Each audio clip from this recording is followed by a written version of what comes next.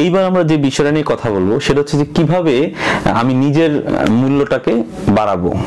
আসলে আমরা নানান চলার ক্ষেত্রে আমার অনেক সময় মূল্যহীন হয়ে যায়, বা আমার পাশের মানুষটা আমাকে মূল্যায়ন ওইভাবে করে না যতটুকু মূল্যায়ন আমার পাওয়ার আছে, মানে পাওয়ার যোগ্যতা আছে, সেই যোগ্যতা অনুযায়ী আমার পাশের মানুষ সেই মূল্যায়নটা আমাকে করে না। তাহলে কি করে আমার মূল্যায়নটা বাড়াবো? তার জন্য কিছু টিপস আছে। সেগুলো হচ্ছে যে প্রয়োজন ছাড়া বেশি কথা বলা যাবে না। আসলে যারা বেশি কথা বলে তাদেরকে আমরা বলি এই তুই তো বাচাল। সো প্রয়োজনের বাইরে বেশি কথা বলা একেবারেই যাবে না। যদি আমরা প্রয়োজনের বাইরে কথা না বলি তাহলে অবশ্যই স্পেস অনুযায়ী মূল্যায়নটা বেড়ে যাবে।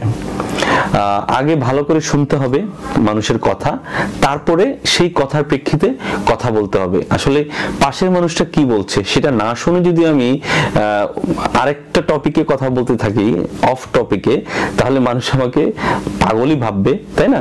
মূল্যায়নটা করবে না।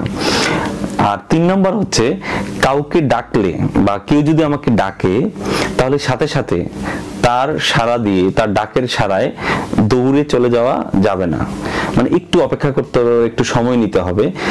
যদি আমি কারোর ডাকার সাথে সাথে চলে যাই তাহলে সে ভাববে, বা যে মানুষ সঙ্গে ডাকছে উনি ভাববে যে সে তো মূল্যহীন, এই জন্য আমার কাছে চলে আসছে। সো তাকে বুঝাতে হবে যে না, আমারও মূল্যায়নটা আছে। তারপরে যেটা বিষয় সেটা হচ্ছে নিজেকে সব সময় ব্যস্ত রাখেন বা ব্যস্ত দেখান। মানে কেউ বললো যে ভাই আপনি কি এটা করতে পারবেন, আপনি বললেন যে হ্যাঁ কোনো সমস্যা নেই ভাই, আমি ব্যস্ত নেই, আমি ফ্রি আছি। না, হয়তো আপনি অন্য একটা কাজ করছেন, সেই কাজটাকে ওমিট করে আপনি বলছেন না ভাই আমি ফ্রি আছি। না, সেটা করা যাবে না, তাহলে আপনার মূল্যায়ন অবশ্যই কমে যাবে।